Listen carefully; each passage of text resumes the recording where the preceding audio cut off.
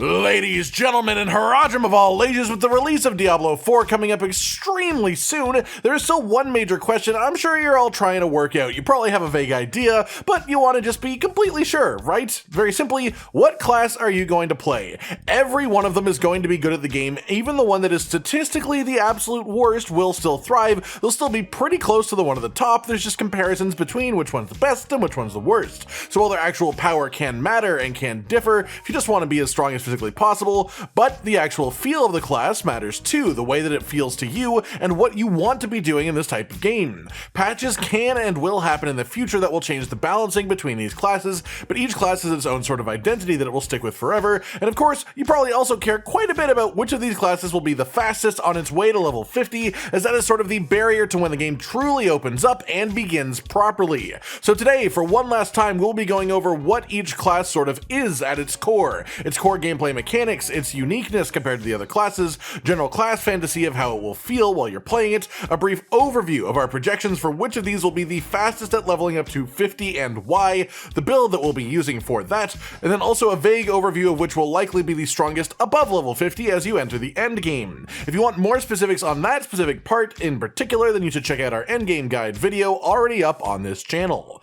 Without further ado then, we will go in leveling speed order from worst to best, so we're starting off with the Barbarian. The Barb is a hulking mass of a class that is quite simply the most melee option within the game. Other classes have melee, but they also have ranged tools within their kit, whereas the Barbarian has pretty much only one skill that has any range to it, and is only a couple of feet in front of you. You will be wading face first into honorable combat, and while you do it, you will have 4 weapons on your back, or 3 on your back and 1 in your hand, or 2 in your back and 2 in your hand, each of them giving you a different bonus through the weapon expertise system and technique system to show off just how much prowess you have with these melee weapons. This class can get extremely tanky, it can do insane amounts of damage, and both of those are important as it asks you to stand in the most dangerous place in any fight that you're ever in, right directly in front of every enemy in the room. As far as leveling then, our recommended build is a bleed build based heavily around Rend. This mixes one of the strongest skills that the Barbarian has access to, with a fair bit of access to the vulnerable debuff on enemies, which makes them take extra damage.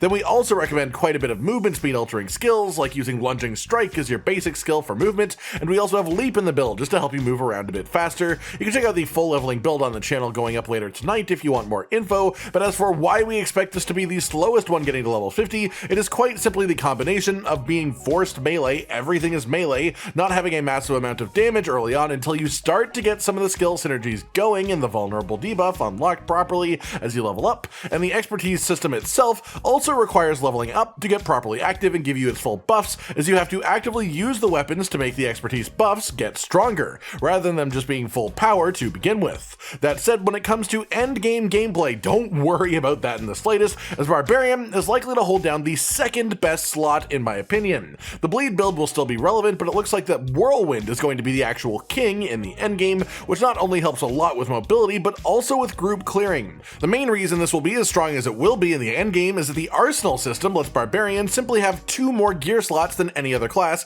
at a minimum, which means 2 more loads of stats and 2 more legendary powers that you can synergize into your entire build. So once you are swimming in legendaries, Barbarian obviously takes a real turn for the better and gains a lot more than the other classes can just because of these extra slots. Next up then, we'll be talking about the Druid. This is the nature magic class in every single sense. It has melee options and ranged options, which means that you can build around whatever you want to do in that sense, and it is being hailed as having the most variety between builds of any of the classes currently in the game. It gets to call down lightning storms, roll boulders around, use animal companions in combat, or even turn into either a werewolf or a werebear, and use any combinations of these various things to make a fully functional and fun build. As far as leveling, again, if you want a full guide, we have one already on the channel for the build that we'll be using for Druid, but what we're recommending you run from level 1 to 50 is essentially a companion-based build with Tornado as your main source of damage. Essentially, the idea here is to take full advantage of how strong the companions are, run all 3 of them at the same time, then use Storm skills and the Storm Strike basic and Tornado core skill to apply Immobilize, Vulnerable, and Slow to enemies all around you.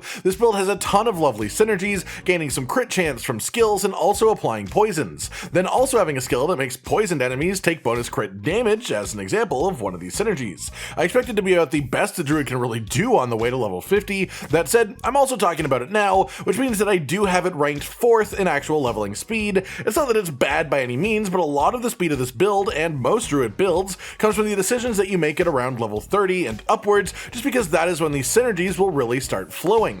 The actual journey to level 30 itself is of course slowed down quite a bit as a result compared to many other classes, and also until you get to the point where you have your 3 companions active at the same time, it is also much slower than other classes because the companions are really big for your early speed.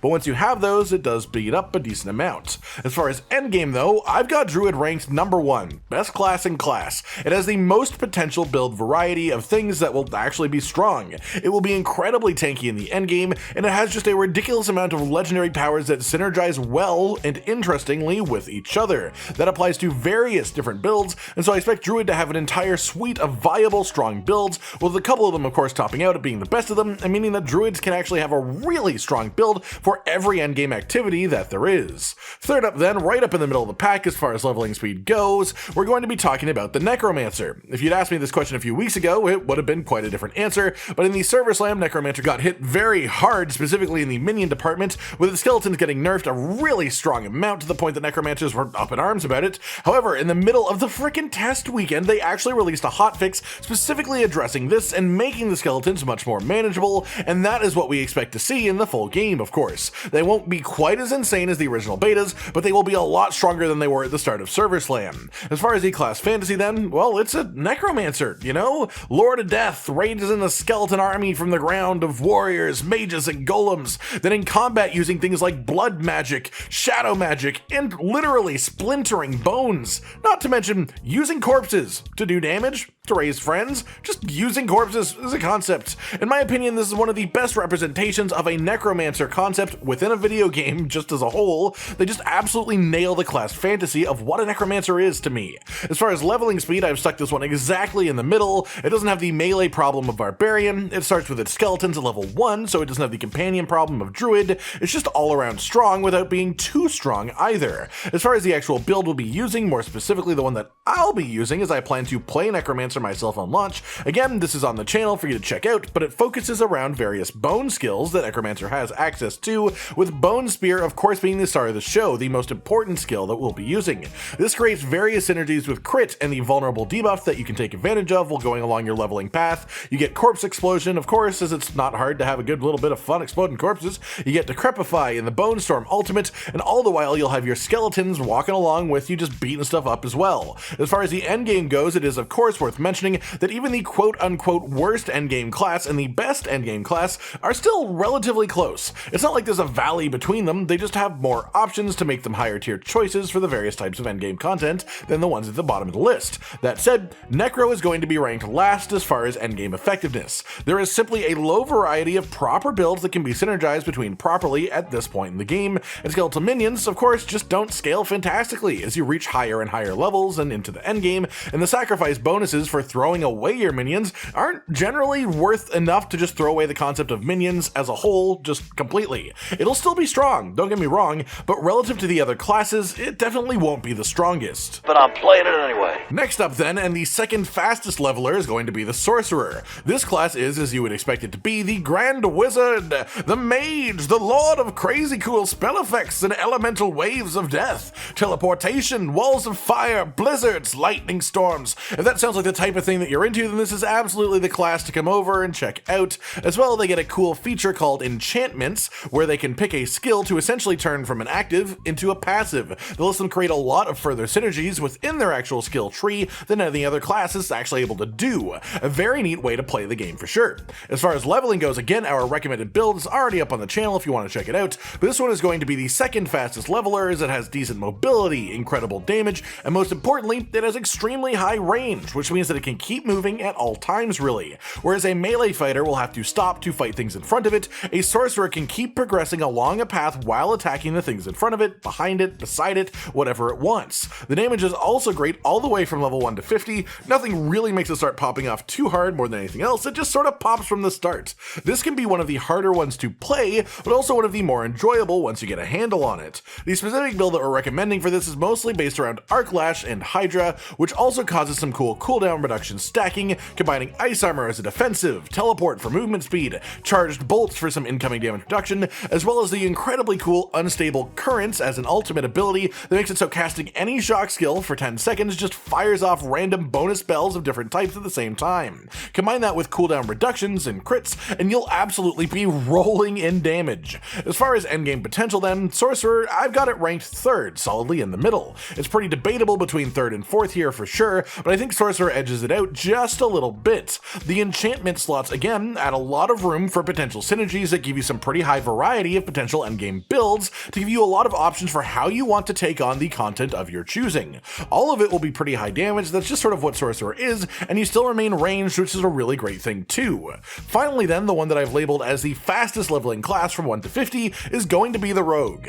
As far as class fantasy and core mechanics, the Rogue is a bit odd when it comes to what you might expect from the name. It has some stealth mechanics, but it doesn't really use them all that much. Instead, I would label this more as a ranger of sorts, having a ton of bow and crossbow based mechanics, as well as swords and daggers as an option too, letting you sort of choose between ranged and melee depending on what you want to be doing. That said, it also has traps, which are an interesting way to play the game, and most importantly, it has imbuements and combo points, which are its real uniqueness compared to the other classes. The imbuements essentially let you change the way an entire ability functions and give it secondary effects, meaning it's like having tons of different abilities than just the base ones, but the only thing that's actually changing is which imbuement you have active and which skill that you use the imbuement on. As far as leveling speed then, again, the build is already up on the channel for you to check it out if you want to do. It is simply the Master of Mobility, the fastest class in the game, moving from point A to point B, and essentially before we have our mount, that will speed up your overall experience an insane amount. Then even when you do have your mount, it speeds it up within dungeons and such when the mount's not available, which is a major part of the experience anyways.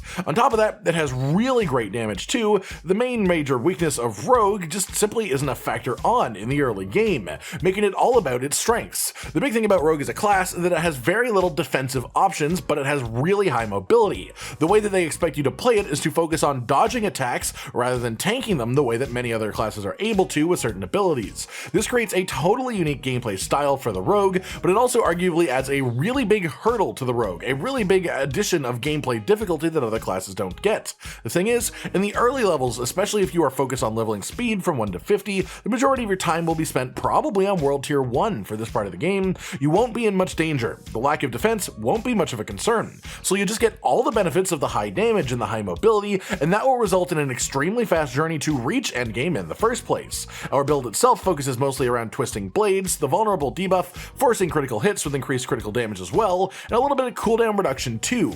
As far as endgame effectiveness then, well, I expect Rogue to have a bit of a rough time, and I've put it in 4th personally. As I said in the last section, 3rd and 4th were pretty debatable between them, but Rogue is here because while I think it has higher overall potential than Sorcerer when played to its absolute maximum, it is a much harder class to play to get to that maximum potential. It has a decent amount of build variety, which is good for focusing on different types of endgame content, but the long and short of it is that Rogue in endgame suffers quite a bit from its lack of proper defensive options. As a class, it is inherently built towards the idea of avoiding damage rather than tanking damage, which results in it being pretty squishy, and endgame monsters hit really hard. If you stand in the wrong place for half a second, you could die. Sure, that can be fun in a class with as much mobility as Rogue has. It is entirely a gameplay choice that they made while building the Rogue, but it is also extremely threatening, and it means that unless you are properly on your toes the entire time you're playing, you could be gone in an absolute instant. The damage is really good, but you need to be on full maximum effort mode constantly to do the best that Rogue is capable of doing in the endgame without falling over like a piece of paper.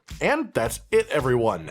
Every class in Diablo 4 ranked by its leveling speed, some final talks about the class fantasies of the various classes and unique mechanics that each of them has, a bit on the build that I'd recommend using to get from level 1 to 50 with each class, as well as a final ranking of how I project them to be performing in general within the endgame once we get there in the full release of the game. I hope this has helped you out a bit with choosing your class as we push into the final release anytime now, because time is really running low, so you gotta make that choice real soon if you haven't. Like if you liked the video, subscribe and hit the notification bell for more, and most importantly, ladies and gentlemen, until next time, stay sweet.